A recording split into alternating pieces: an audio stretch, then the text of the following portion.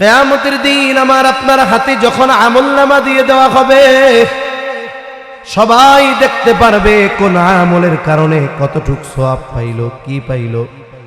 সারা জীবনের নামাজ এত সওয়াব, রোজার এত সওয়াব, হজের এত সওয়াব, যাকাতের এত সওয়াব, সাদকার এত সওয়াব, আর এক জায়গায় বিশাল পরিমাণ সওয়াব, কিন্তু পাশে বড় কোনো আমল লেখা নাই। এইবার ব্যক্তি বলবে, আল্লাহ বুঝলাম এই আমলের বিনিময়ে আপনি এত সওয়াব দিয়েছেন, কিন্তু বিশাল এক সওয়াবের ভান্ডার, তেমন উল্লেখ কোনো আমল নাই, কোন কারণে দিলেন? আল্লাহ বলবে, বান্দা দুনিয়ায় তুমি অনেক দোয়া করেছো, তুমি মনে করতা আমি আল্লাহ তোমার দোয়াগুলো কবুল করি নাই। ও বান্দা, তুমি যেই জিনিসটা দুনিয়ায় চেয়েছো এটা দুনিয়ায় তোমার জন্য কল্যাণকর ছিল না, এই জন্য তোমাকে আমি দুনিয়ায় দেই নাই, ওই প্রতিদানটা আমি আখিরাতের জন্য রেখে দিয়েছি। এই সওয়াবগুলো হলো তোমার দুনিয়ার সেই দোয়াগুলোর সওয়াব। এইবার বান্দা বলবে, আল্লাহ তাইলে দুনিয়ায় যেগুলো দিয়ে দিছিলেন ওইগুলা না দিয়া আখিরাতে দিলেই ভালো হইতো। তার মানে আজকে আমরা দোয়া করার পরে হতাশ হই যে দোয়া কবুল করতেছে না আল্লাহ, কিন্তু আখিরাতে যখন প্রতিদান পাওয়া যাবে তখন কি কমু, দুনিয়ায় যেগুলো দিছেন এইগুলাও আখিরাতে দিলেই ভালো হতো। তাহলে বলেন, আমরা যদি যথাযথ শর্তের আলোকে দোয়া করি তাহলে ইমানদারের দোয়া কি বিফলে যেতে পারে? জোরে বলেন, পারে? তবে হ্যাঁ, আমাদের দোয়া হবে আখিরাতকে প্রাধান্য দিয়ে দোয়া। কারণ শুধু দুনিয়া যদি চাই তাইলে আল্লাহ যা চাবো তা দিবে না। আল্লাহর ওয়াদা, আল্লাহ তাআলা বলেন, মান কানা ইউরিদু হারসাল আখিরাতি নাজিদ লাহু ফি হারসিহি ওয়া মান কানা ইউরিদু হারসাদ দুনিয়া নুতিহি মিনহা ওয়া মা লাহু ফিল আখিরাতি মিন নাসিব। আল্লাহ তাআলা বলেন, মান কানা ইউরিদু হারসাল আখিরাতি নাজিদ লাহু ফি হারসিহি, যে আল্লাহ তাআলার কাছে আখিরাতের ফসল চায়, আল্লাহ বলেন নাজিদ লাহু ফি হারসিহি, আমি তার ফসলের মধ্যে প্রবৃদ্ধি দান করি। তার মানে যদি কেউ আল্লাহ তাআলার কাছে আখিরাত চায়, পরকাল চায়, যা চায় আল্লাহ তাআলা তার চাইতে আরো বেশি দেয়, বোনাস দেয়। বুজুর্গানে দিন বলেন, বান্দা চেয়েছে আখিরাত, আর আল্লাহ তাআলা যেটা তাকে বোনাস দেয় সেটা হলো দুনিয়া। আলহামদুলিল্লাহ, আলহামদুলিল্লাহি ওয়া কাফা ওয়া সালামুন আলা ইবাদিহিল্লাযীনা ইসতাফা। أما بعد فأعوذ بالله من الشيطان الرجيم. بسم الله الرحمن الرحيم.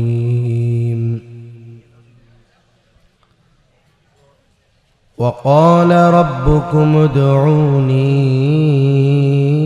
أستجب لكم إن الذين يستكبرون عن عبادتي سيدخلون جهنم داخرين. وقال رسول الله صلى الله عليه وسلم الدعاء هو العبادة، أو كما قال النبي صلى الله عليه وسلم. صدق الله العلي العظيم وصدق رسوله النبي الكريم، ونحن على ذلك لمن الشاهدين والشاكرين، والحمد لله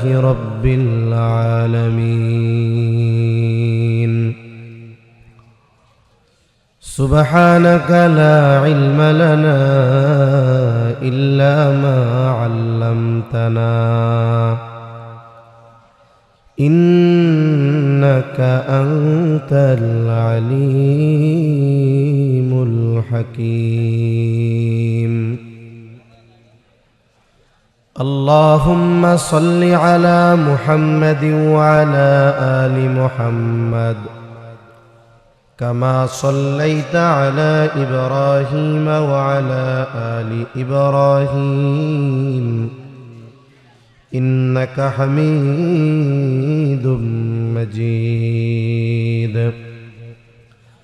اللهم بارك على محمد وعلى آل محمد كما باركت على إبراهيم وعلى آل إبراهيم إنك حميد مجيد الحمد لله ঐতিহ্যবাহী মুন্সিগঞ্জ জেলার অন্তর্গত সিরাজদি খান থানাধীন রাজানগর নয়ানগর কাসেমুল উলুম মাদ্রাসার লিল্লাহ বোর্ডিং ও ইয়াতিমখানার উদ্যোগে 31তম বার্ষিক ওয়াজ মাহফিল। আজকের এই ওয়াজ মাহফিলের সম্মানিত শ্রদ্ধেয় সভাপতি মুজাহিদে মিল্লাত মাহবুবুল উলামা ওয়া উস্তাজুল উলামা আল্লামা আব্দুল হালিম সাহেব পীর সাহেব মধুপুর বারাকাল্লাহু ফি হায়াতি, সকলে বলি আমিন। আমির খতমে নবুয়াত সংরক্ষণ কমিটি বাংলাদেশ। আমন্ত্রিত উলামায়ে কেরাম, সামনে উপস্থিত মুরব্বিয়ানে কেরাম, সমবয়সী যুবক বন্ধু, স্নেহের ছোট ভাই, মাইকের আওয়াজ যত দূরে যায় নিজ নিজ স্থানে অবস্থানরতা সম্মানিতা শ্রদ্ধা মা ও বোন, আল্লাহ তাআলার দরবারে অগণিত শুকর যে মহান মালিক হায়াতে বরকত দিয়ে সুস্থ রেখে ধারাবাহিকতার সাথে বিজ্ঞ উলামা হযরতদের জবানে খুবই গুরুত্বপূর্ণ কথা আপনারা শ্রবণ করতেছিলেন। পীর সাহেব হুজুরের পরে আসলে কথা বলা এটা আমার কাছেও সংকোচের মতো লাগতেছে। এরপরেও মুরব্বীদের নির্দেশনা, কিছু মুযাকারা করার সুযোগ যে মহান মনিব আমাদের দান করেছেন, সে মহান মনিবকে খুশি করার জন্য মোহাব্বতের সাথে অন্তর থেকে কালিমাতুশ শুকর পাঠ করি আলহামদুলিল্লাহ।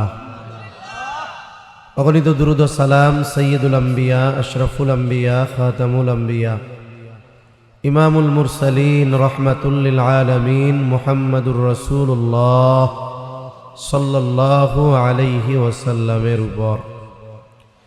আমি আপনাদের খেদমতে পবিত্র কোরআনুল কারীমের একটি আয়াত ও রাসূল আকরাম সাল্লাল্লাহু আলাইহি ওয়াসাল্লামের অগণিত হাদিস থেকে একটা হাদিস পাঠ করেছি।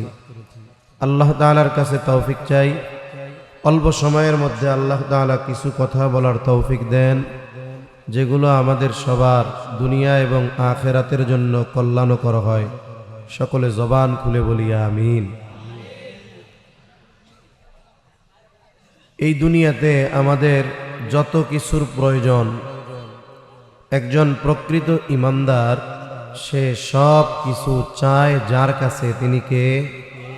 আল্লাহ। আল্লাহ তাআলার কাছে চাওয়া, এটা বান্দার সাথে আল্লাহ তাআলার সাথে কানেকশন কেমন, এই চাওয়ার মাধ্যমে বোঝা যায়। অনেক সময় আমরা আল্লাহ তাআলার কাছে চাই, অনেকের ধারণা আল্লাহ তাআলার কাছে চাইতে হয় শুধু বড় বড় জিনিস, ছোট ছোট জিনিসও চাওয়া যায় না। যখন সাহাবায়ে কেরামকে নবীজি সাল্লাল্লাহু আলাইহি ওয়াসাল্লাম যে কোনো কিছু আল্লাহর কাছে চাওয়ার ব্যাপারে বলেছেন, তখন কি হইতো, যে কোনো বিষয় তারা আল্লাহ তাআলার সাহায্য চাইতো। হাতের থেকে লাঠি পড়ে গেছে, বলতো আল্লাহ উঠানোর তৌফিক দেন, অথচ সে সুস্থ, তার নাগালে নিকটে, কিন্তু এরপরেও কি করত? আল্লাহ তাআলার কাছে চাইতো। জুতার ফিতা ছিঁড়ে গেছে, সাথে টাকা আছে, সামনে দোকান আছে, এরপরেও বলতো আল্লাহ এটা আমারে কেনার তৌফিক দেন। কেন বলতো? কারণ আল্লাহ তাআলার সাথে তাদের সম্পর্কটা অনেক গভীর হয়ে গেছে। এই জন্য আমরা আল্লাহ তাআলার কাছে বড় বড় জিনিস চাই, ছোট ছোট জিনিস চাইতে লজ্জা পাই। অথচ যে যার যত আপন তার কাছে তত ছোট জিনিসও চাওয়া যায়, বড় জিনিসও চাওয়া যায়। একটা উদাহরণ দিলে বুঝতে সহজ হবে। একটা ছোট বাচ্চা, ওর বয়স হলো 2.5-3 বছর। ও তার বাবা, বন্ধু বা অন্য কারো কাছে কিছু চেয়েছে। ছোট মানুষ চাইতেই পারে। একজন সচেতন পিতা তার সন্তান যখন অন্য কারো কাছে কিছু চায়, এই জিনিসটা একজন সচেতন পিতা ভালো দৃষ্টিতে দেখে না। চিন্তা করে আমার সন্তানের তো বদ অভ্যাস হয়ে যাবে, যার তার কাছে যে কোনো কিছু চেয়ে বসবে। তা উনি ওই ছোট সন্তানকে বললেন, আব্বু তোমার যা মন চায় তুমি আমার কাছে চাইবা, কারণ আমি না তোমার আব্বু, আমি তোমারে সবচাইতে বেশি ভালোবাসি, তোমার যা দরকার আমার কাছে চাইবা। এই কথা বলে সন্তানটাকে নিয়ে বাবা দোকানে গেছে। দোকানে যাবার পরে ছোট বাচ্চা যারা, এরা দামি কোনটা, মজা কোনটা এটা খুঁজে না, দেখতে ভালো লাগে কোনটা এটা খুঁজে। বাজারে গিয়া দেখে 1 টাকার চকলেট রঙিন কাগজ দিয়ে মোড়ানো, ওর চোখে ভালো লাগছে। এখন ও আব্বার কাছে বায়না ধরছে, আব্বু আব্বু আব্বু কি আমার এই চকলেটটা কিনে দাও। দাম কত? জোরে কন না, কয় টাকা? বলেন তো। ওই দোকানের সবচাইতে কম দামি জিনিসটা হলো ওই চকলেট। এই বাচ্চা তার বাবার কাছে ওইটা চাইতে লজ্জা পাইছে। কেন? কারণ সে জানে আমার আব্বু আমার যা মন চায় আমি তাই চাবো। এরপরে চকলেটটা প্যাকেট থেকে খুলে চকলেট খাইতে খাইতে আব্বার সাথে বাড়ির দিকে যাচ্ছে। ইতিমধ্যে তার মাথার উপর দিয়ে একটা বিমান যাইতেছে, বিমান, বিশাল আকারের বিমান। এখন জিজ্ঞাসা করে, আব্বু এটা কি? কয় বিমান। এটা দিয়ে কি করে? কয় তোমার চাচ্চু সৌদি আরব থাকে না, এটাতে উড়ে উড়ে সৌদি আরব যায়, আবার আসে, বিভিন্ন জায়গায় উড়ে উড়ে যাওয়া যায়। এখন পোলা তো চিন্তা করছে চমৎকার জিনিস তো। এইবার বায়না ধরছে, আব্বা এটা আমারে কিনে দেয়। বিমানের দাম 1 টাকা, হাজার হাজার কোটি টাকা। একটা বড় বিমান কিনতে গেলে 3-4 হাজার কোটি টাকা লাগবে। এখন বাবার কাছে বায়না ধরছে। বাবা বলে, না এটা তো কিনে দিতে পারবো না, আমার টাকা পয়সা নেই। এইবার সে সুন্দর মতো মাটির সাথে গড়াগড়ি দেওয়া শুরু করছে, কিনা দাও নইলে আমি চকলেট খাবো না, বাড়ি যাবো না। আচ্ছা, এই যে ছোট বাচ্চা আব্বার কাছে 1 টাকার চকলেট চাইতেও লজ্জা পায় নাই, 4,000 কোটি টাকার বিমান চাইতেও লজ্জা পায় নাই। কেন? বলে সম্পর্ক আর মহব্বতের কারণে। ঠিক কিনা বলেন? আব্বা তারে ওই সুযোগ দিয়ে দিছে, যা দরকার আমার কাছে চাও, এই দাবিতে। আর পিতার সম্পর্ক সাথে সাথে মহব্বত, এই জন্য 1 টাকার চকলেট চাইতেও লজ্জা লাগে না, হাজার হাজার কোটি টাকার বিমান চাইতেও তার লজ্জা লাগে না, বরং না দিলে সে গড়াগড়ি শুরু করে দিস। বলেন তো, এই বাপ সন্তানরে যত ভালোবাসে তার চাইতে আল্লাহ তাআলা আমাদের কত গুণ বেশি ভালোবাসে, এর হিসাব আমাদের আছে। অথচ কি আমরা আল্লাহর কাছে চাইতে লজ্জা পাই। অথচ ওই বাবা আমাকে কত ভালোবাসে, আমার প্রতি ওই বাবার কত দয়া, কত মায়া, তার চাইতে আল্লাহর দয়া মায়া আমার উপর, আমার আপনার উপরে অগণিত গুণ বেশি। কথায় যেহেতু আসলো, আল্লাহর দয়া আমাদের উপরে কত, একটা হাদিস শুনাই, শোনাবো। قال رسول الله صلى الله عليه وسلم إن لله 100 رحمة أنزل منها رحمة واحدة بين الجن والإنس والبهائم والغوائم নবীজি সাল্লাল্লাহু আলাইহি ওয়াসাল্লাম বলেন, আল্লাহ তাআলার 100 রহমত 100 দয়া আছে, অথবা আল্লাহ তাআলা তার দয়া রহমতকে 100 ভাগে ভাগ করেছেন। আনজালা মিনহা রহমাতান ওয়াহিদাতান, ওই 100 ভাগ রহমত থেকে অথবা 100 রহমত থেকে একটা রহমত। আনজালা মিনহা রহমাতান ওয়াহিদাতান বাইনাল জিন্নি ওয়াল ইনস, ওই এক ভাগ থেকে কিছু রহমত আল্লাহ তাআলা মানুষের মধ্যে বন্টন করেছেন, কিছু জিন জাতির মধ্যে, কিছু দিয়েছেন চতুষ্পদ জন্তুর মধ্যে, সমুদ্রে বলেন আর স্থলে বলেন আর পানিতে বলেন, এক কথায় সব প্রাণীর মধ্যে ওই এক ভাগ আল্লাহ বন্টন করে দিয়েছেন দয়া রহমত মায়া। সবার মধ্যে ওই এক ভাগ থেকে দিয়েছেন। আমার আপনার নবী ওই এক ভাগের একটা অংশ পেয়ে হয়ে গেছেন রহমাতুল লিল আলামিন। শুধু তাই না, যত হিংস্র প্রাণী আছে, বিষধর প্রাণী আছে, বলেন তো সবার অন্তরে তার সন্তানের জন্য মায়া আছে না না? এক কথায় এমন কোন প্রাণী নাই যার মধ্যে মায়া নাই। ওই এক ভাগের একটা অংশ সৃষ্টির শুরু থেকে নিয়ে শেষ পর্যন্ত সবার মধ্যে বন্টন হবে ওই এক ভাগ থেকে। ওই এক ভাগের এক অংশ আমার আপনার নবী পেয়েছে। তাই উম্মতের জন্য কত মায়া, কত দয়া, কত মোহাব্বত আর ভালোবাসা।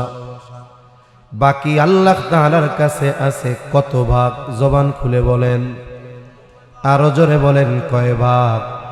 নবীজি বলেন, আখরাল্লাহু লাহু 99 রহমা ইয়াগফিরু বিহি ইবাদাহু ইয়াউমাল কিয়ামাহ। আল্লাহ তাআলা বাকি 99 ভাগ দয়া রহমত তার কাছে রাখছেন। কি করবে? নবীজি বলেন, এই 99 ভাগ দয়া রহমত দিয়ে আল্লাহ তাআলা কিয়ামতের দিন তার বান্দাদের মাফ করে দিবে। তাইলে বলেন তো, আমরা আমাদের প্রিয়জন, বাবা, আত্মীয় স্বজনের কাছে যত চাই, তার চাইতে বেশি চাওয়া দরকার কার কাছে? আল্লাহর কাছে চাওয়া দরকার। কিন্তু আফসোস, আমরা আল্লাহর কাছে চাইতে লজ্জা পাই। কিন্তু বান্দা যখন একাগ্রতা আর একনিষ্ঠতার সাথে আল্লাহর কাছে চায়, আল্লাহ তাআলা বান্দার এই চাওয়াকে বিফলে দেন না। বান্দা যখন আল্লাহ তাআলার কাছে দোয়া করে, বলে দোয়া কবুলের শর্তগুলো যদি ঠিক থাকে, কয়েকটা শর্তের কথা বলি। 1 নাম্বার, একাগ্রতা আর একনিষ্ঠতার সাথে আল্লাহর কাছে চাওয়া। দোয়া করতেছে, খেয়াল অন্যদিকে, চাওয়া অন্যদিকে হবে না। একেবারে দিলটা আল্লাহর দিকে তাওয়াজ্জু হবে, একাগ্রতা আর একনিষ্ঠতার সাথে দোয়া করবে। 2 নাম্বার, হারাম খাবার খেতে পারবে না, হারাম টাকার পোশাক তার গায়ে থাকতে পারবে না। কারণ যার দেহ হারাম খাবার দিয়ে গঠিত, গায়ে হারাম পোশাক, তার দোয়া আল্লাহ কবুল করেন না। 2 নাম্বার, হালাল খাবার, হালাল পোশাক। 3 নাম্বার, এমন কিছু আল্লাহর কাছে চাওয়া যাবে না যেটা দেওয়ার ক্ষমতা আল্লাহর আছে কিন্তু আল্লাহ দিবেন না। যেমন একজন যদি দোয়া করে, ও আল্লাহ, আপনি তো মালিকাল মুলক, আপনি আমার এক গোটা দুনিয়ার বাদশাহ বানায়া দেন। বানানোর ক্ষমতা আল্লাহর আছে না নাই? তবে বানাবে না তো কেন? সুলাইমান আলাইহিস সালাম দোয়া করছে, রব্বি হাবলি মুলকান লা ইয়ানবাগি লি আহাদিম মিন বাদি। ও রব, আমাকে আপনি এমন রাজত্ব দেন যেই রকম রাজত্ব আমার পরে আপনি আর কাউরে দিবেন না। আল্লাহ দোয়া কবুল করেছে না দেওয়ার। সুতরাং দেওয়ার ক্ষমতা আছে, কিন্তু আল্লাহ তাআলা এটা আমাকে আপনাকে দিবে না। এরপরে মনে করেন আরেকজন দোয়া করছে, আল্লাহ নূহ আলাইহিস সালামকে 950 বছর হায়াত দিবেন, তিনি পয়গম্বর, কিন্তু এক দুশমন ফেরাউন এরেও দিছিলেন 400 বছর। আমার 950 দরকার নাই, 400 দরকার নাই, 600 বছর দিলেই হবে। আল্লাহর দেওয়ার ক্ষমতা আছে না? নাই। কিন্তু আল্লাহ দিবে না, কারণ নবী জানিয়ে দিয়েছেন আমার এই উম্মতের গড় হায়াত হলো 60 থেকে 70। কিছু ক্ষেত্রে অল্প কিছু বেশি হইতে পারে, কিন্তু স্বাভাবিক গড় হায়াত এইটা। তাহলে এমন কিছু চাওয়া যাবে না যেটা আল্লাহ দিবে না। আবার চাওয়ার ক্ষেত্রে তাড়াহুড়ো করা যাবে না, এই এখনই দেন তো, তাড়াতাড়ি দেন, এরকম বলা যাবে? বলা যাবে না। আদব আর বিনয়ের সাথে আল্লাহর কাছে চাইতে হবে, সাথে সাথে দোয়ার আগে দুরূদ শরীফ পাঠ করতে হবে। আরো কিছু শর্ত আছে, বলে এই শর্তগুলো ঠিক রেখে যদি কেউ দোয়া করে আল্লাহ তাআলা ওই ব্যক্তির দোয়া বিফলে দেন না। আবার হারাম এরকম কোনো কিছু চাওয়া যাবে না। অনেকে হারাম জিনিস চায়, চাওয়া যাবে না। এগুলো ঠিক রেখে দোয়া যদি করা হয় তাহলে আল্লাহ তাআলা ওই দোয়া বিফলে দেন না। তার ওই দোয়ার অবস্থা কয়েকটা হয়, বিশেষ করে 4 ধরনের হয়। কয় ধরনের জোরে বলেন? 1 নাম্বার, বান্দা আল্লাহর কাছে দোয়া করেছে, বলে যেই জিনিসটা বান্দা চায় আল্লাহ তাআলা চাওয়ার সাথে সাথে দিয়ে দেয়। এইরকম আমার আপনার জীবনে অনেক ঘটে, কিন্তু আমি আপনি এগুলো খেয়াল করি না। মনে করেন এখান থেকে আরো ভিতরে গ্রাম আছে না, আরো ভিতরে আছে, দেখা যাবে সন্ধ্যার পরে লোকজন চলাচল করে না। একটু বেশি রাত হইলে ও রাস্তায় কিছুই পাওয়া যায় না, লোকজনও থাকে না, গাড়ি ঘোড়া তো নাই। মনে করেন একেবারে প্রত্যন্ত অঞ্চল, গভীর রাত, হঠাৎ করে কোনো ব্যক্তির মা, বাবা, স্ত্রী অথবা সন্তান প্রচন্ড এবং জটিল অসুস্থ হয়ে গেছে। এমন পরিস্থিতি যে সকালের জন্য অপেক্ষা করা সম্ভব নয়। রাত বাজে 2টা, গভীর রাত, যেখানে সন্ধ্যা নামতেই মানুষ ঘরে ফিরে যায়, বাজারের দোকানগুলো বন্ধ হয়ে যায়, গাড়ি ঘোড়া বন্ধ হয়ে যায়। রাত 2টায় রাস্তায় গাড়ি পাওয়া এটা অসম্ভব। কিন্তু পরিস্থিতি এমন, মা বাবা অথবা সন্তান, স্ত্রীকে আমাকে সদর হাসপাতালে নিতে হবে, শ্রীনগর নিতে হবে, অথবা যে কোনো জায়গায় দূরে নিতে হবে। আধা ঘন্টার রাস্তা, গাড়ি পাওয়া যাবে না, যায় না, এটা সুনিশ্চিত। এরপরেও ব্যক্তি ঘর থেকে রাস্তার দিকে অগ্রসর হয়। ওই টাইমে সে আল্লাহর কাছে দোয়া করে, কিন্তু হাতও উঁচু করে না, মুখ দিয়াও কয় না, বরং ওই সময়টাতে আল্লাহর সাথে কথোপকথন হয় দিলের ভাষায়। কারণ আমার আপনার মুখ দিয়ে বলা লাগবে না, আমার আপনার অন্তরে ভালো বা মন্দ কিছু থাকলে, জবানে না আসলেও, না বললেও, উচ্চারণ না করলেও ওই বিষয়ের খবর যার কাছে আছে তিনি কে?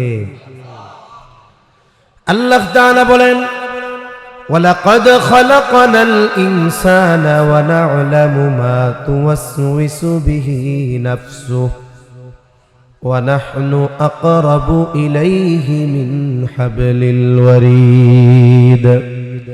আল্লাহ তাআলা বলেন, আমি মানুষ সৃষ্টি করেছি, শুধু তাই না, ওয়া না'লামু মা তুওয়াসওয়িসু বিহি নাফসুহু, কোন জিনিস তার অন্তরের মধ্যে ওয়াসওয়াসা দেয়, কি তার অন্তরের মধ্যে ওয়াসওয়াসা দেয়, দুনিয়ার কেউ না জানলেও আল্লাহ তাআলা বলেন আমি জানি।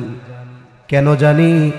ওয়া নাহনু আকরাবু ইলাইহি মিন হাবলিল ওয়ারিদ।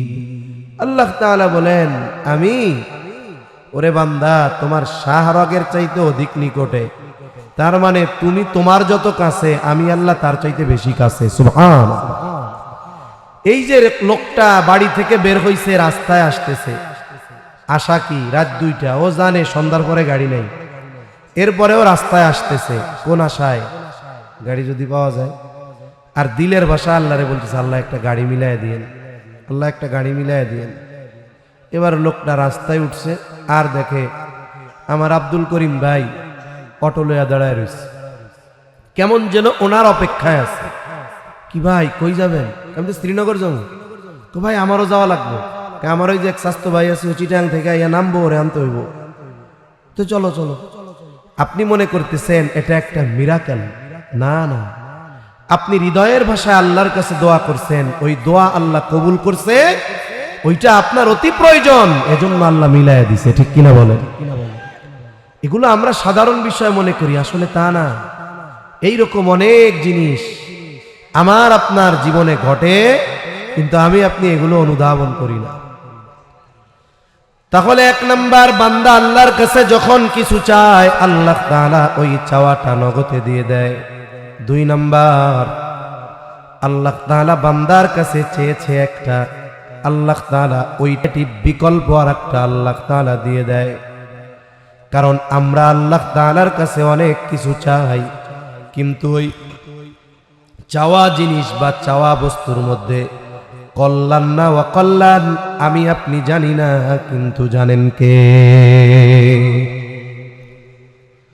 আল্লাহ তাআলা বলেন, আসা আন তুহিব্বু শাইআন ওয়া হুয়া শাররুল লাকুম ওয়া আসা আন তাকরাহু শাইআন ওয়া হুয়া খায়রুল লাকুম।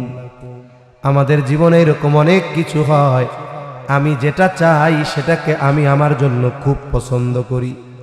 আল্লাহ বলেন, তোমরা ওই জিনিসটারে খুব পছন্দ করো, অথচ অহুয়া কারহুল লাকুম, ওইটা তোমাদের জন্য ক্ষতিকর, কল্যাণকর নয়।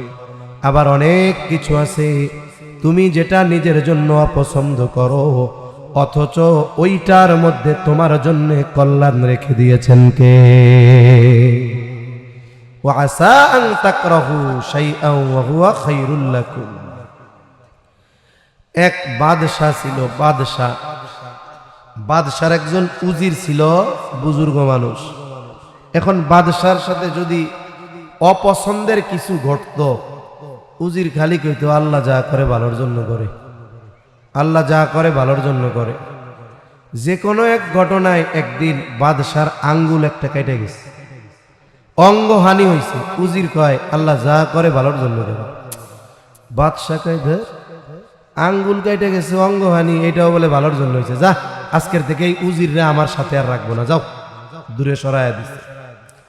এইবার ঘটনাক্রমে কিছুদিন পরে একদিন বাদশাহ শিকারের জন্য জঙ্গলে গেছে। জঙ্গলের মধ্যে ঢুকতে ঢুকতে গহীন অরণ্যে চলে গেছে। ওনার সাথে যারা ছিল তাদের থেকে উনি পৃথক হয়ে গেছে।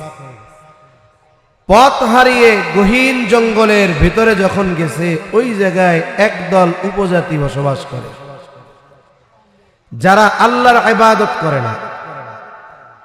ওরা এই বাদশারে দেখা খুব খুশি হয়েছে, চিন্তা করছে যাক লোক একটা পাইছি।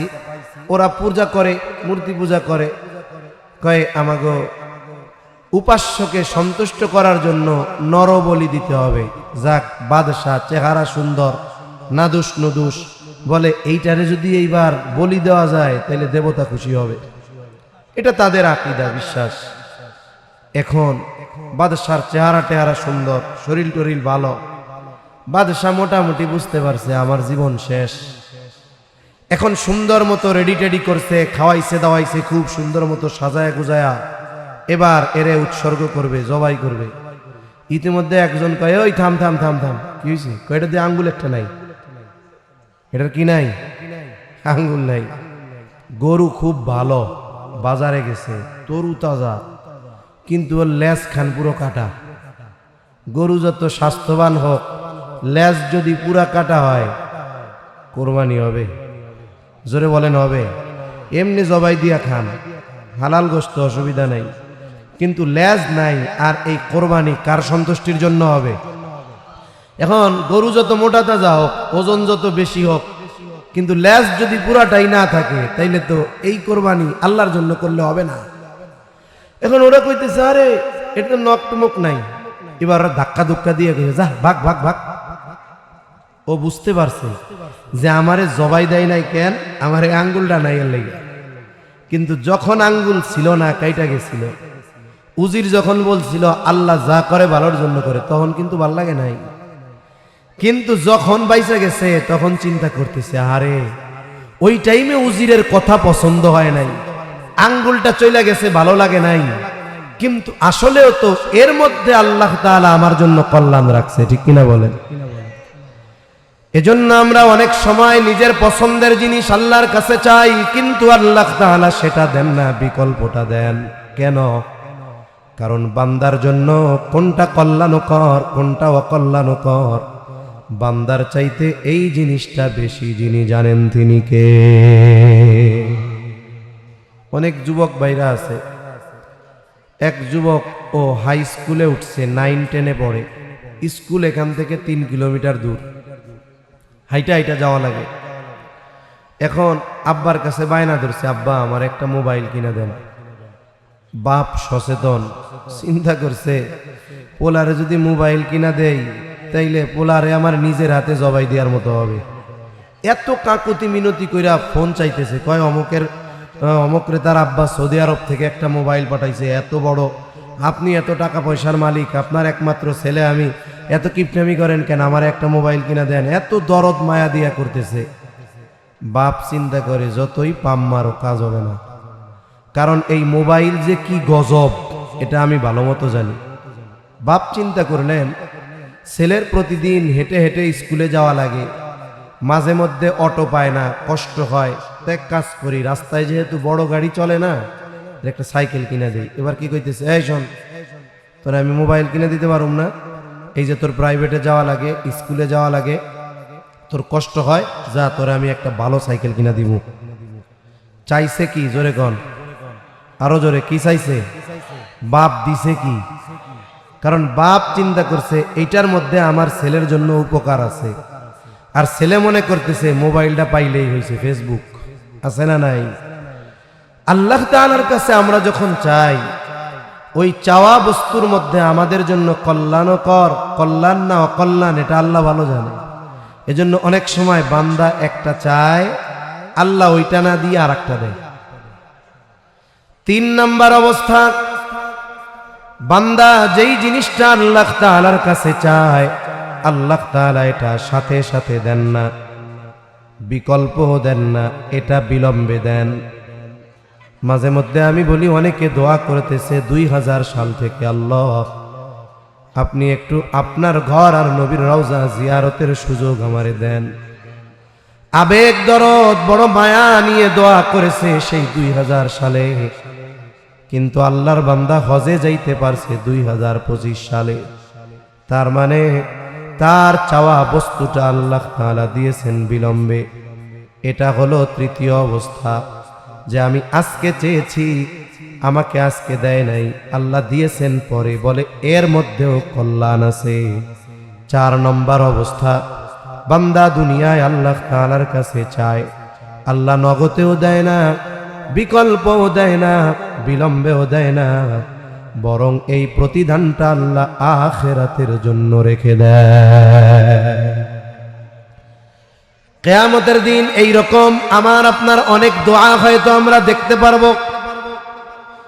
কিয়ামতের দিন আমার আপনার হাতে যখন আমলনামা দিয়ে দেওয়া হবে, সবাই দেখতে পারবে কোন আমলের কারণে কতটুকু সওয়াব পাইলো, কি পাইলো। সারা জীবনের নামাজ এত সওয়াব, রোজার এত সওয়াব, হজের এত সওয়াব, যাকাতের এত সওয়াব, সাদকার এত সওয়াব, আর এক জায়গায় বিশাল পরিমাণ সওয়াব, কিন্তু পাশে বড় কোনো আমল লেখা নাই। এইবার ব্যক্তি বলবে, আল্লাহ বুঝলাম এই আমলের বিনিময়ে আপনি এত সওয়াব দিয়েছেন, কিন্তু বিশাল এক সওয়াবের ভান্ডার, তেমন উল্লেখ কোনো আমল নাই, কোন কারণে দিলেন? আল্লাহ বলবে, বান্দা দুনিয়ায় তুমি অনেক দোয়া করেছ, তুমি মনে করতা আমি আল্লাহ তোমার দোয়াগুলো কবুল করি নাই। ও বান্দা, তুমি যেই জিনিসটা দুনিয়ায় চেয়েছো, এটা দুনিয়ায় তোমার জন্য কল্যাণকর ছিল না, এই জন্য তোমাকে আমি দুনিয়ায় দেই নাই, ওই প্রতিদানটা আমি আখিরাতের জন্য রেখে দিয়েছি। এই সওয়াবগুলো হলো তোমার দুনিয়ার সেই দোয়াগুলোর সওয়াব। এইবার বান্দা বলবে, আল্লাহ তাইলে দুনিয়ায় যেগুলো দিয়ে দিছিলেন ওইগুলা না দিয়া আখিরাতে দিলেই ভালো হইতো।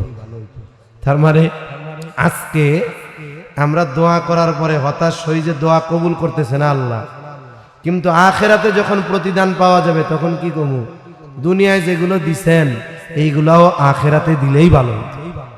তাহলে বলেন, আমরা যদি যথাযথ শর্তের আলোকে দোয়া করি তাহলে ইমানদারের দোয়া কি বিফলে যেতে পারে? জোরে বলেন, পারে? তবে হ্যাঁ, আমাদের দোয়া হবে আখিরাতকে প্রাধান্য দিয়ে দোয়া। কারণ শুধু দুনিয়া যদি চাই তাইলে আল্লাহ যা চাবো তা দিবে না। আল্লাহর ওয়াদা, আল্লাহ তাআলা বলেন, মান কানা ইউরিদু হারসাল আখিরাতি নাজিদ লাহু ফি হারসিহি ওয়া মান কানা ইউরিদু হারসাদ দুনিয়া নু'তিহি মিনহা ওয়া মা লাহু ফিল আখিরাতি মিন নাসিব। আল্লাহ তাআলা বলেন, মান কানা ইউরিদু হারসাল আখিরাতি নাজিদ লাহু ফি হারসিহি, যে আল্লাহ তাআলার কাছে আখিরাতের ফসল চায়, আল্লাহ বলেন নাজিদ লাহু ফি হারসিহি, আমি তার ফসলের মধ্যে প্রবৃদ্ধি দান করি। তার মানে যদি কেউ আল্লাহ তাআলার কাছে আখিরাত চায়, পরকাল চায়, যা চায় আল্লাহ তাআলা তার চাইতে আরো বেশি দেয়, বোনাস দেয়। বুজুর্গানে দিন বলেন, বান্দা চেয়েছে আখিরাত, আর আল্লাহ তাআলা যেটা তাকে বোনাস দেয় সেটা হলো দুনিয়া। আপনি এক বাজার থেকে, এক দোকান থেকে 10 বছর কেনা বেচা করেন, 10 বছর কিনেন। এখন একদিন দোকানে গেছেন, গিয়ে দেখলেন 5 লিটার সয়াবিন তেলের সাথে বিদেশি পছন্দের আপনার একটা সাবান ফ্রি। এটা বাজারে লোকাল মার্কেটে পাওয়া যায় না, এটা স্পেশাল অফারে ওই তেলের সাথে দিছে কি ফ্রি। কি দিছে? ফ্রি।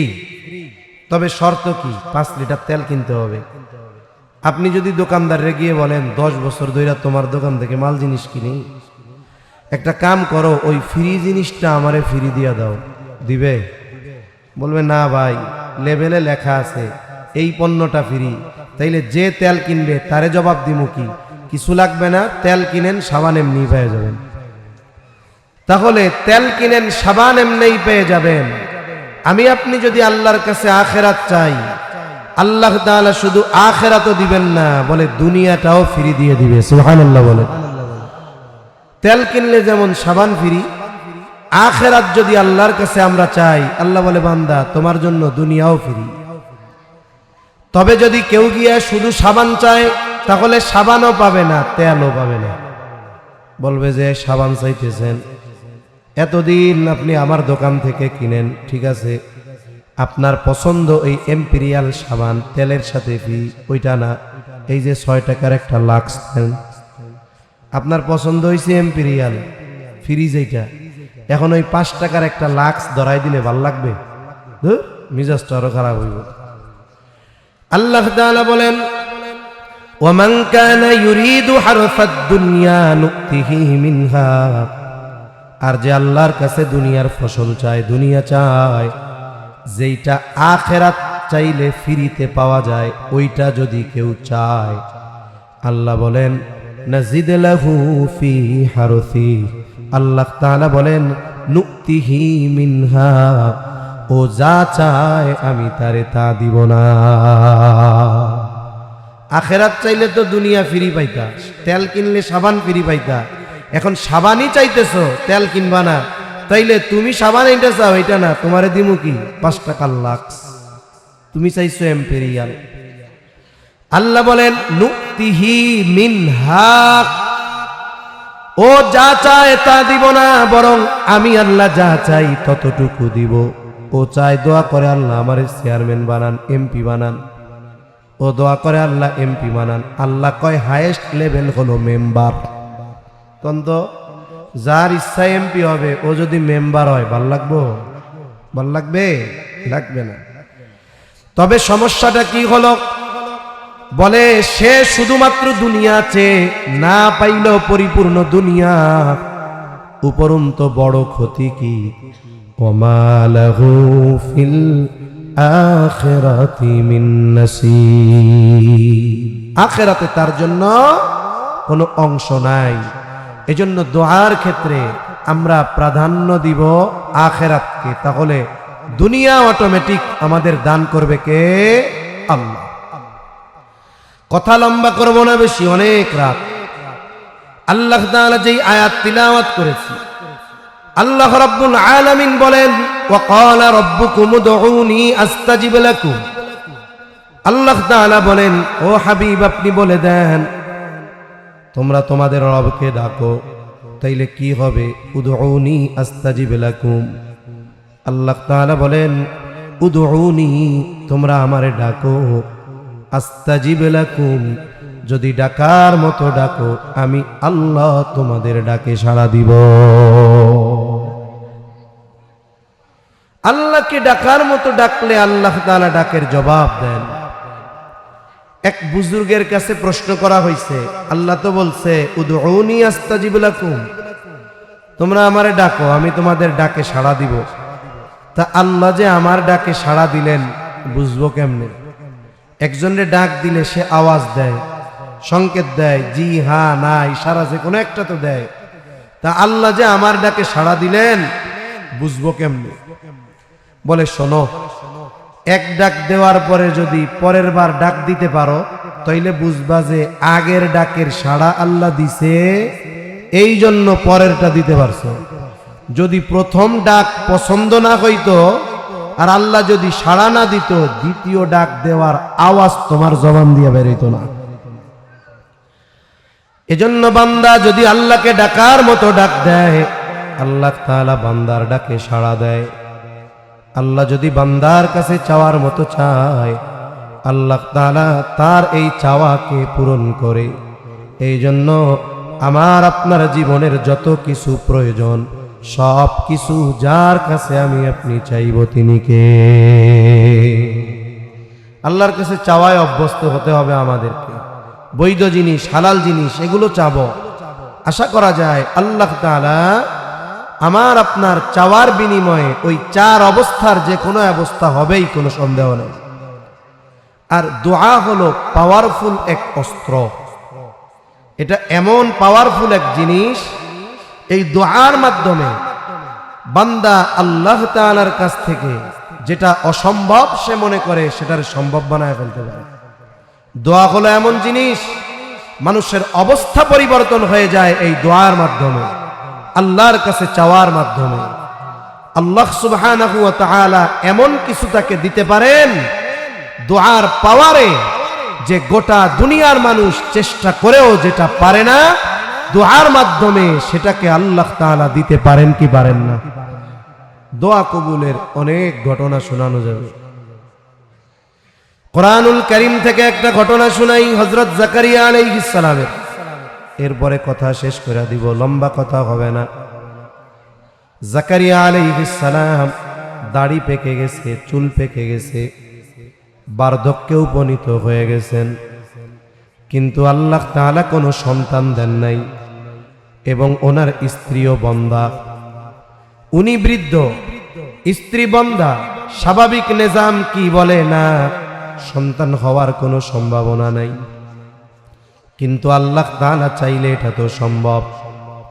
জাকারিয়া আলাইহিস সালাম মারিয়াম আলাইহিস সালামের খালু ছিলেন, খালু। একটা ঘটনাকে কেন্দ্র করে উনি আল্লাহর কাছে দোয়া করেছেন, আল্লাহ ওনার দোয়া কবুল করেছে। মারিয়াম আলাইহিস সালাম যখন ওনার মায়ের গর্ভে, মারিয়াম আলাইহিস সালামের বাবার নাম ছিল ইমরান। কোরআনুল কারীমে ওনার নামে একটা সূরা আলে ইমরান, ইমরানের পরিবার। ইমরান ছিল ওনার বাবার নাম, উনি বাইতুল মুকাদ্দাসের ইমাম ছিলেন। মারিয়াম আলাইহিস সালাম মায়ের গর্ভে, মারিয়াম আলাইহিস সালামের মা আল্লাহর কাছে মানত করেছে, আল্লাহ আমার এই গর্ভে যেই সন্তান, একে আমি আপনার জন্য উৎসর্গ করলাম, বাইতুল মুকাদ্দাসের খাদেম হিসাবে ও তার গোটা হায়াত আপনার ঘরের খেদমত করে কাটাবে, বিবাহ শাদী কিছুই সে করবে না। মুফাসসিরিনে কেরাম বলেন এখানে মূলত মারিয়াম আলাইহিস সালামের মা আল্লাহ তাআলার কাছে কৌশলে ছেলে চেয়েছে। কেন? বলে ওই সময়টাতে বাইতুল মুকাদ্দাসের খেদমতের জন্য কোনো মেয়ের নেওয়া হইতো না, নেওয়া হইতো ছেলেকে। আর মানত করছে কি, যে সন্তান দুনিয়ায় আসবে এরে বাইতুল মুকাদ্দাসের খেদমতের জন্য দিয়া দিব, আপনার ঘরের খেদমত করবে, সে থাকবে, ইবাদত বন্দেগী করবে। উনি তো আশা করছে, মানতটা তো কঠিন মানত করছি, আল্লাহ তাআলা ছেলেই দিব, কিন্তু হইছে মেয়ে। অবাক হয়ে গেছে, আরে কি করলাম, মানত কি হলো?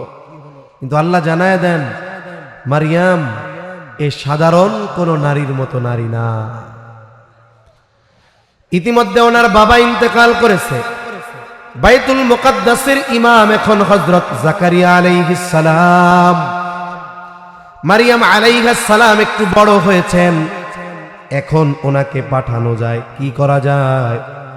সকলে পরামর্শ করলো, যেহেতু মারিয়ামের বাবা আগের ইমাম, এখন ইমাম তার খালু, তাইলে সে মসজিদের অভ্যন্তরে নয়, তার ইবাদত বন্দেগীর জন্য মসজিদের সাথে একটা রুম করে দেওয়া হবে, ঘর করে দেওয়া হবে। উনি যখন একটু বড় হইছেন, একাকী থাকতে পারেন, ওই সময় তিনি দিনের বেলায় মসজিদের পাশে ওই রুমে ইবাদত বন্দেগী করতেন, আর রাতের বেলা খালার কাছে থাকতেন। আস্তে আস্তে তিনি বড় হলেন, প্রাপ্তবয়স্ক হলেন। তাফসীরের মধ্যে আসছে কেউ বলেন 13 বছর, কেউ বলেন 15 বছর হয়ে গেছে। আর বালেগ বা বালেগা হওয়ার সর্বশেষ সময়সীমা 15 বছর। যেহেতু কথায় কথা সে বলা দরকার, আমাদের দেশের সরকারি হিসাব কয় 18 বছরের আগে সবাই শিশু। বলে কি বলে না? সবাই শিশু। এর দ্বারা কি হইল? আমাদের দেশে যত অপরাধ সংগঠিত হয়, যেই গ্রুপগুলার মাধ্যমে, এর মধ্যে একটা গ্রুপের নাম হইল কিশোর গ্যাং। নাম শুনছেন? কিশোর গ্যাং। এদের অধিকাংশের বয়স 14-15 থেকে 17-18 বছর পর্যন্ত, সবগুলার বয়স এর মধ্যে। তাহলে দেখেন কিশোর গ্যাং কি পারে। একটা ঘটনা শোনাই কাছাকাছি। 5ই আগস্টের পরে 24 সালের কেরানীগঞ্জের এক ব্যাংকে দিনের বেলায় দুর্ধর্ষ ডাকাতি হয়েছিল। শুনছিলেন খবর? যারা ডাকাতি করতে গেছে এদের ধরা হয়েছে। ধরার পরে দেখা গেল সব শিশু। মানে কি বুঝেন নাই? সবগুলার বয়স 18 বছরের কম। সরকারি হিসাবে এরা কি বলেন না, এই জন্য বলতেছি শিশু।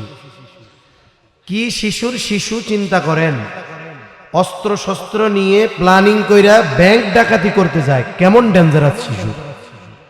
এর দ্বারা কি হলো? 18 বছরের আগে সবাই শিশু। এই আইন বা এই কথার দ্বারা কিশোর গ্যাং যে অন্যায় করে, এক প্রকার এটার বৈধতা দিয়ে দেওয়া হলো। এজন্য 19 বছরের এক মানুষ যদি হত্যা করে, যার বয়স 19, তার শাস্তি হবে কি? ওরে সর্বোচ্চ শাস্তি মৃত্যুদণ্ড দিবে। আর যার বয়স 17 বছর 11 মাস 10 দিন, বলবে এ তো শিশু, বুঝে নাই, নাক টিপ দিলে এখনো পানি বের হয়, ওকে সেফ হোমে দিয়ে আসেন, আরামের বিছানায় খাবে দাবে, 10-12 বছর পর বাইরে হইয়া ডাকাতি শুরু করে দিবে। ঠিক কিনা কোন? এজন্য শরিয়ত যে নির্দেশনা আইন দিয়েছে, এর মধ্যেই কল্যাণ। হাদিসের মধ্যে আসছে আহাদুল বুলুগ, বালেগ হওয়ার সর্বশেষ সময়সীমা চন্দ্র হিসাবে 15 বছর। কি হিসাবে 15 বছর?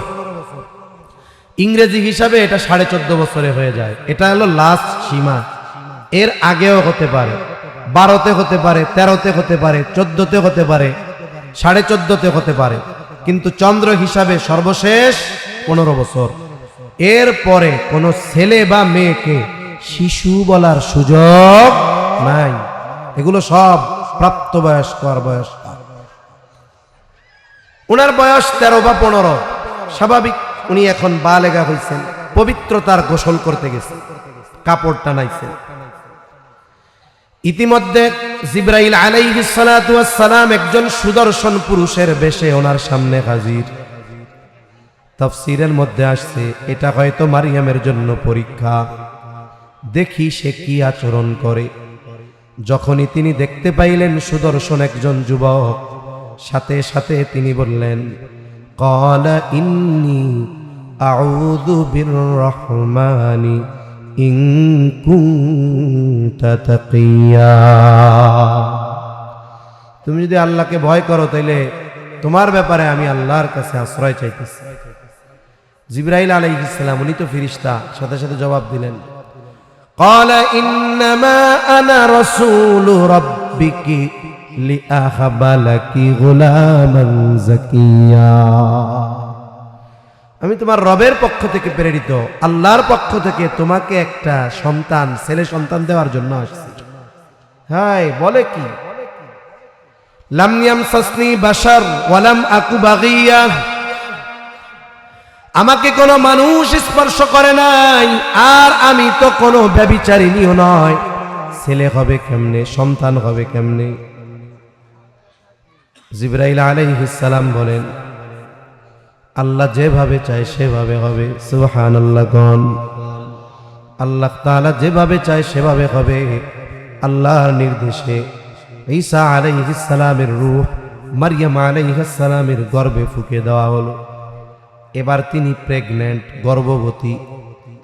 আল্লাহর কুদরত, মুফাসসিরিনে কেরাম বলেন, স্বাভাবিকভাবে কোনো নারী যদি সন্তান সম্ভব হয়, সন্তান ভূমিষ্ঠ হওয়ার সময় যত নিকটবর্তী হয়, তার দেহের গড়ন গঠন তত পরিবর্তন হয়।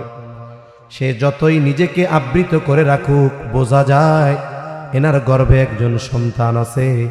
কিন্তু মারিয়াম আলাইহিস সালামের ব্যাপারে ব্যতিক্রম ছিল। ঈসা আলাইহিস সালাম যতদিন পর্যন্ত ভূমিষ্ঠ হন নাই, ওনাকে দেখে কেউ বলতে পারতো না যে ওনার গর্ভে একজন সন্তান আছে। উনি তো খালার কাছে যাইতেন, অন্যান্য মহিলাদের সাথে দেখা হইতো, কিন্তু ওনাকে দেখে কেউ বুঝতো না যে ওনার গর্ভে একটা সন্তান আছে। এটা আল্লাহ তাআলার এক কুদরত। জানতে পারছে কখন? সন্তান ভূমিষ্ঠ হওয়ার পরে আল্লাহর নির্দেশে উনি যখন ওনার সম্প্রদায়ের কাছে ঈসা আলাইহিস সালামরে কোলে করে নিয়ে আসছে, তখন জানতে পারছে। এর আগে কেউ জানতে পারে নাই যে ওনার গর্ভে সন্তান। আল্লাহ ওই রকম সিস্টেম করছে। এখন সন্তান যখন গর্ভে আসে, ডাক্তার কি কয়? ভালো খাওয়াইয়েন, আপেল, কমলা, আনার, বেদানা, ডালিম, ডিম, দুধ এগুলো খাওয়াইয়েন, বাচ্চার পুষ্টি হবে, ভালো হবে আর কি। এখন উনি যে প্রেগন্যান্ট, ওনার খালাও জানে না, কেউ জানে না, কিন্তু জানে কে? আরো জোরে বলেন, কে জানে? আল্লাহ জানে। যা খাওয়ানোর দরকার সেই জিম্মাদারিও আল্লাহ নিছে। মারিয়াম আলাইহিস সালামের খালু জাকারিয়া আলাইহিস সালাম দিনের বেলায় মাঝে মধ্যে এসে খোঁজ নেন মারিয়ামের কিছু লাগবে কিনা। সন্তান যখন গর্ভে, উনি যখনই রুমের মধ্যে ঢুইকা দেখে হরেক রকমের ফলমূল। আল্লাহ তাআলা বলেন, কুল্লামা দাখালা আলাইহা জাকারিয়াল মিহরাবা ওয়াজাদা ইনদাহা রিজকা। যখনই ঢুকে দেখে হায় রে হরেক রকমের ফলমূল। তাও কেমন ফল? বলে যেই ফলের সিজন না, গাছে নাই। বলে ওই সময় তো আর কোল্ড স্টোর ছিল না, সংরক্ষণ করার উপায় নাই, অথচ ওই রকম ফলমূল একেবারে তরুতাজা, সদ্য গাছ পাকা, গাছ থেকে পাড়া ফলমূল মারিয়ামের সামনে।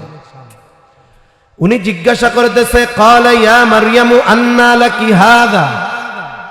ও মারিয়াম, এগুলো তোমার জন্য কোথার থেকে আসলো, তুমি পাইলা কই?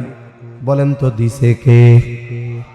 মারিয়াম আলাইহিস সালামের সোজা জবাব, ক্বালাত হুয়া মিন ইনদিল্লাহ। এই রিজিক যার কাছ থেকে আসছে তিনি কে? নি বলছেন আল্লাহর পক্ষ থেকে আসছে এগুলো।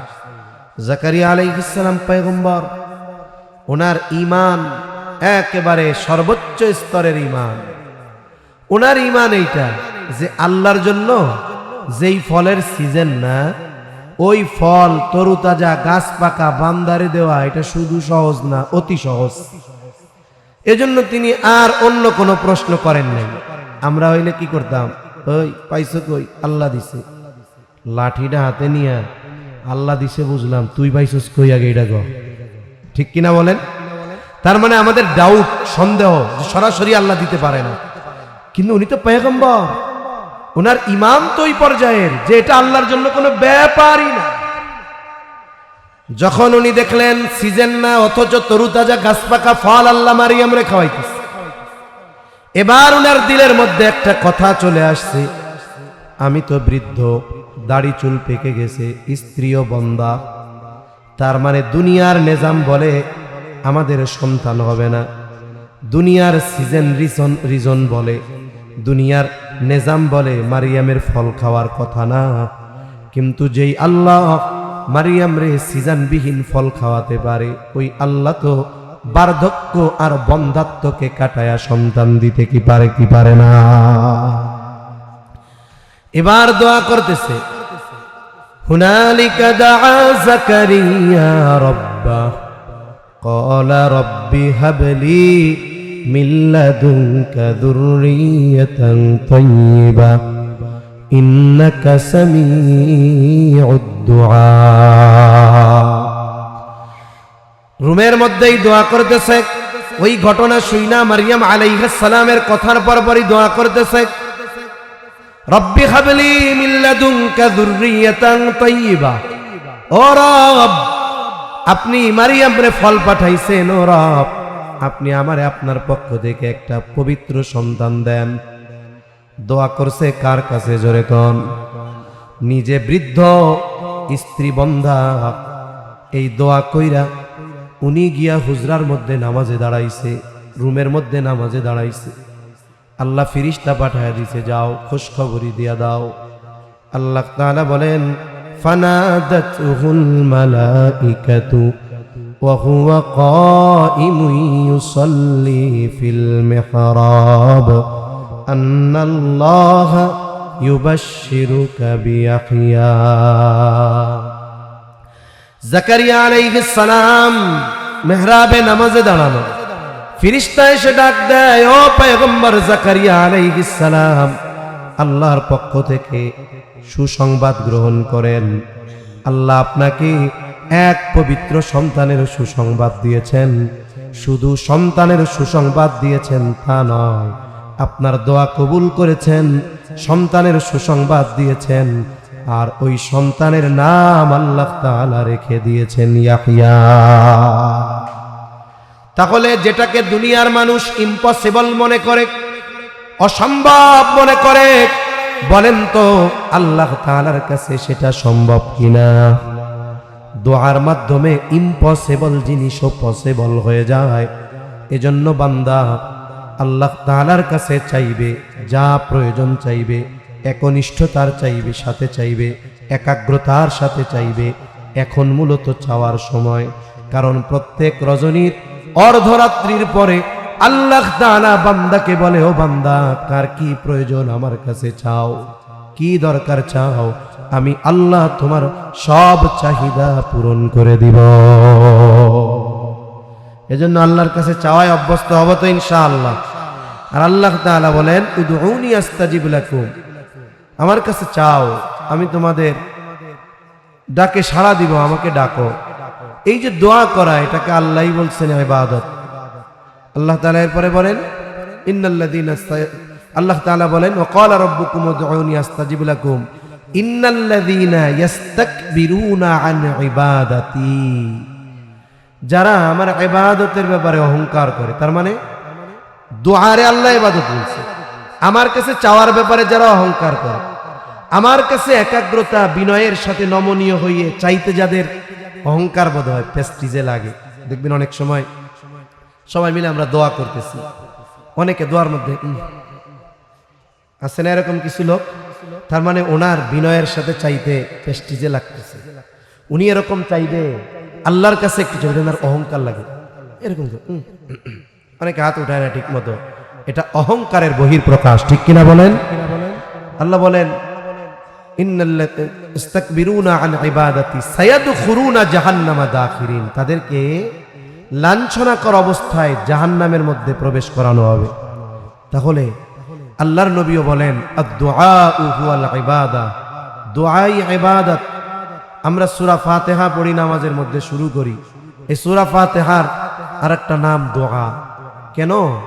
বলে এই ফাতিহার মধ্যে, নামাজের মধ্যে আল্লাহর কাছে আমরা এই পৃথিবীর সর্বশ্রেষ্ঠ দোয়া করিবি, সর্বশ্রেষ্ঠ ইবাদতে। সর্বশ্রেষ্ঠ দোয়া কি? আল্লাহ এমপি বানায় দেন, কথা কয় না, টাকা পয়সা দেন, গাড়ি বাড়ি দেন। সর্বশ্রেষ্ঠ দোয়া হলো ইহদিনাস সিরাতাল মুস্তাকিম।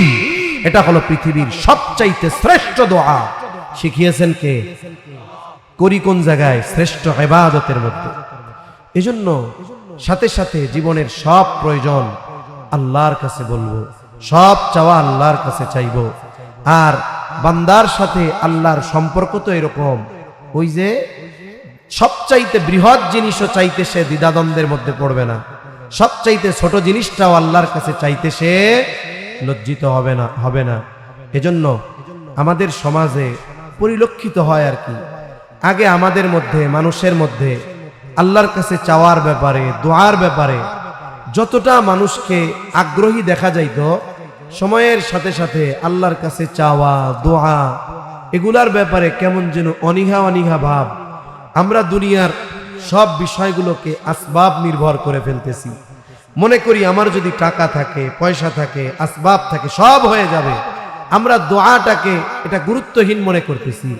অথচ সব থাকার পরেও আল্লাহ যদি সুযোগ না দেন, কবুল না করেন, দুনিয়ার সব বস্তু আসবাব দিয়ে সফলতা অর্জন সম্ভব নয়। এজন্য আমরা আল্লাহর কাছে চাইব তো, জোরে বলেন চাইব তো। চাওয়ার জন্য কি করতে হবে? আল্লাহরে যদি খুশি করতে পারি তাইলে আমার চাওয়াটা পাওয়া সহজ হবে। এখন সারা বছর নামাজ পড়ে না, শবে বরাতের রাত্রে 200 রাকাত পড়ছে। আর একজন কয় তুমি 200, আমি তো একটু লাইগা ট্রিপল সেঞ্চুরি করতে পারি নাই। আর একজন পাশের থেকে জিজ্ঞাসা করে ফজর পড়ছস? কয় না রে কাকা, আজান দিছে যে শুইছি, এক ঘুমে জোহরও কাজা। এখন তুমি ওই শবে বরাতের রাত্রে এশা আর ফজর না পড়া 300 রাকাত পড়া আল্লাহর কাছে চাইতেছো, ওই চাওয়া সহজে কবুল হবে না। দুদু বুঝেন নাই চাচা? ওই চাওয়া কবুল হবে না। এজন্য আল্লাহকে খুশি করে যদি আমরা চাইতে পারি, আমরা ইহদিনাস সিরাতাল মুস্তাকিম বলি, বলার আগে আল্লাহরে কত কিছু কই দেখছেন? কি কই? আলহামদুলিল্লাহি রাব্বিল আলামিন, আর রহমানির রহিম, মালিকি ইয়াউমিদ্দিন, ইয়্যাকা না'বুদু ওয়া ইয়্যাকা নাস্তাঈন। এরপরে যায় কই ইহদিনাস সিরাতাল মুস্তাকিম। আগে আল্লাহরে খুশি করি, তার প্রশংসা করি। আমরা যে একনিষ্ঠভাবে তার ইবাদত করি, এ কথার সাক্ষ্য দিয়ে এরপরে বলি আল্লাহ আমারে দেন। আমি নামাজ নাই, রোজা নাই, হজ নাই, যাকাত নাই, গুনাহ থেকে বাঁচা নাই, দিনভর শুধু সামু চাইলেই আল্লাহ দেওয়ার লেগে বইয়া রইছে। আল্লাহ দেওয়ার জন্য তো আছে, কিন্তু লাইন তো আমরা ঠিক করতেছি না, ঠিক কিনা বলেন? এজন্য আমরা যদি গুনাহমুক্ত জীবন গড়ি, আল্লাহর হুকুম আহকাম মেনে চলি, ওই শর্তগুলো ঠিক রেখে দোয়া করি, আমাদের দোয়া বিফলে যাবে না। আল্লাহ সুবহানাহু ওয়া তাআলা আমাদের সবাইকে কথাগুলো বুঝবার তৌফিক দান করেন বলি আমিন। ওয়া আখিরু দাওয়ানা আনিল হামদুলিল্লাহি রাব্বিল আলামিন। আসসালামু আলাইকুম ওয়া রাহমাতুল্লাহি ওয়া বারাকাতুহু। দুরূদ শরীফ পড়ি। আল্লাহুম্মা সাল্লি আলা মুহাম্মাদ ওয়া আলা আলি মুহাম্মাদিন কামা সাল্লাইতা আলা ইব্রাহিম ওয়া আলা আলি ইব্রাহিম ইন্নাকা হামিদুম মাজিদ। আল্লাহুম্মা বারিক আলা মুহাম্মাদ ওয়া আলা আলি মুহাম্মাদ কামা বারাকতা আলা ইব্রাহিম ওয়া আলা আলি ইব্রাহিম ইন্নাকা হামিদুম মাজিদ।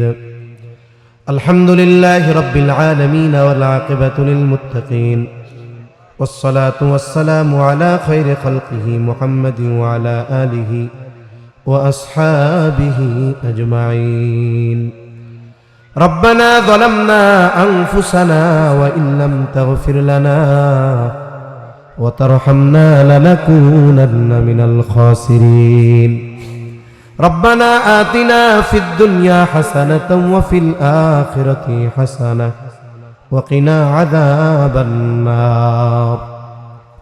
ربنا لا تزغ قلوبنا بعد إذ هديتنا وهب لنا من لدنك رحمة إنك أنت الوهاب وأفوض أمري إلى الله إن الله بصير بالعباد حسبنا الله ونعم الوكيل نعم المولى ونعم النصير اللهم حاسبنا حسابا يسيرا اللهم حاسبنا حسابا يسيرا اللهم إنك عفو كريم تحب العفو فاعف عنا رب العالمين গভীর রাত পর্যন্ত দিনই আলোচনার পর গুনাহ মাখা হাত আমরা তুলে ধরেছি।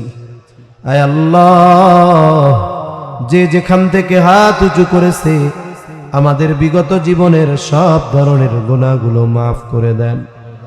আমাদের আত্মীয় স্বজন দেশ বিদেশে যে যেখানে আছে মাফ করে দেন। যারা দুনিয়া ছেড়ে চলে গেছে মাফ করে কবরগুলো আপনি জান্নাতের টুকরো বানায়া দেন। আয় আল্লাহ, আশেপাশে যত কবরস্থান আছে, যত মুমিন মুমিনাত শায়িত আছে, সবার কবরগুলো আপনি জান্নাতের টুকরো বানায়া দেন। আয় আল্লাহ, খাস করে আজকের মাহফিল আপনি কবুল করে নেন। রব্বুল আলামিন, যেই মাদ্রাসার উদ্যোগে মাহফিল মাদ্রাসাখানা কবুল করে নেন। খাস করে আপনার বান্দারা মাদ্রাসার মোহাব্বতে টাকা দিয়ে, পয়সা দিয়ে, চাউল দিয়ে, গরু দিয়ে, ডাল দিয়ে, আয় আল্লাহ, যে যা দিয়ে আপনার মাদ্রাসার জন্য সহযোগিতা করেছে আল্লাহ, সকলের সকল প্রকার সাহায্য সহযোগিতা আপনি কবুল আর মঞ্জুর করে নেন। আয় আল্লাহ, সকলের দান কবুল করে এর উত্তম বিনিময়ে দুনিয়া আখিরাত উভয় জাহানে আপনি দান করেন আল্লাহ।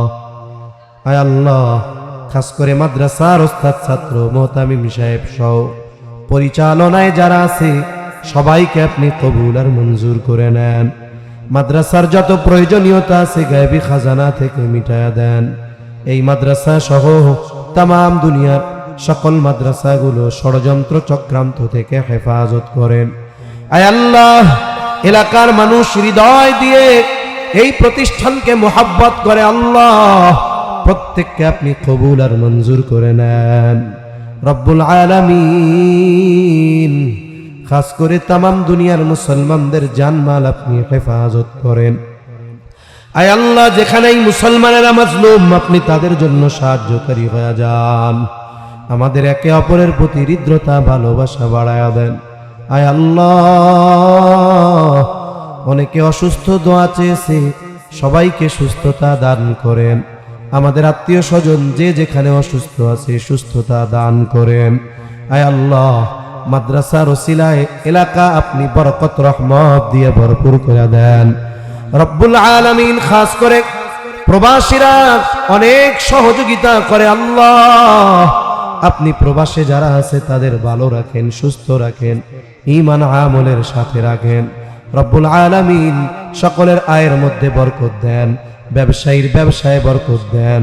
আয় আল্লাহ, যে যে পেশায় নিয়োজিত আপনি বরকত দান করেন। রব্বুল আলামিন, খাস করে বেকার যারা আছে হালাল কর্মসংস্থানের ব্যবস্থা করে দেন। রব্বুল আলামিন, আমরা যারা হাত উঁচু করেছি আমাদের মধ্যে হয়তো অনেকের মা নাই, অনেকের বাবা নাই, অনেকে হয়তো নিজের হাতে মোহাব্বতের মা বাবাকে কবরে শোয়া রাখছে। আল্লাহ, দুনিয়ার অপর প্রান্তে আমেরিকার খবর মুহূর্তের ভিতরে পাওয়া যায়, দেখা যায়। 3 হাত মাটির নিচে মোহাব্বতের মা বাবার কবরের খবর জানা যায় না, দেখা যায় না। হায় আল্লাহ, গুনার কারণে যদি কারো মা বাবার কবরে আযাব হয়, এখানে উলামা ইকরাম আছেন, তালিবুল ইলম আছে, হাফেজে কোরআন আছে। আয় আল্লাহ, আপনার দাড়ি পাকা অনেক বান্দা আছে, যুবক আবেদ আছে, মুসাফির আছে। আয় আল্লাহ, যাকে পছন্দ, যার আমল পছন্দ তার আমলের ওসিলায় ওই মা বাবার কবরের আযাব আপনি মাফ করে দেন, কবরগুলো জান্নাতের টুকরো বানায় দেন, কিয়ামতের দিন হিসাব সহজ করে জান্নাতের ব্যবস্থা করে দিয়েন। আয় আল্লাহ, যাদের মা বাবা বেঁচে আছে সুস্থ দীর্ঘ নেক হায়াত দান করেন। আয় আল্লাহ, যাদের সন্তান অবাধ্য আছে সন্তানগুলোকে বাধ্য করে দেন। আমাদের স্ত্রী সন্তান আমাদের জন্য চক্ষু শীতলকারী হিসাবে কবুল করে নেন। সকলকে শারীরিক সুস্থতা, মানসিক প্রশান্তি, অর্থনৈতিক সচ্ছলতা দান করেন। প্রত্যেকটা পরিবারে দ্বীনের আবহাওয়া জারি করে দেন। মা বোনদের কবুল করে নেন, পর্দানিশীন বানায় দেন। 5 ওয়াক্ত নামাজ যথাযথভাবে আদায় করার তৌফিক দান করেন। রব্বুল আলামিন সকল প্রকার পাপাচার অনাচার অশ্লীলতা থেকে বেঁচে থাকার তৌফিক ও হিম্মত দেন। আয় আল্লাহ, দুনিয়ায় কোনো মানুষের মুখাপেক্ষী কইরেন না ও রব, শুধুমাত্র আপনার মুখাপেক্ষী যেন হতে পারি সেই রকম ঈমান হিম্মত আল্লাহ আপনি দান করেন। বেনামাজিদের নামাজি বানায়া দেন, সুন্নাতবিহীন মানুষগুলোকে আপনি সুন্নাতওয়ালা বানায়া দেন। রব্বুল আলামিন আমাদের সকলকে বারবার মক্কা মদিনা জিয়ারতের তৌফিক আপনি দান করেন। আমাদের দেশের উপরে খাস রহমত নাজিল করেন। আসমানি জমিনি সকল প্রকার বালা মুসিবত থেকে হেফাজত করেন। আয় আল্লাহ, যারা দেশ নিয়ে ইসলাম নিয়ে ষড়যন্ত্র চক্রান্তে লিপ্ত, এদের ষড়যন্ত্র চক্রান্ত আপনি উন্মোচন করে দেন। দেশের ব্যাপারে, ইসলামের ব্যাপারে, দ্বীনের ব্যাপারে দলমত নির্বিশেষে ঐক্যবদ্ধ থাকার তৌফিক আল্লাহ আপনি দান করেন। আয় আল্লাহ, সবার মনের নেক চাওয়া নেক আশা কবুল করেন। আল্লাহ, আমাদের সকল প্রকার কল্যাণ দেন, সব অকল্যাণ থেকে হেফাজত করেন।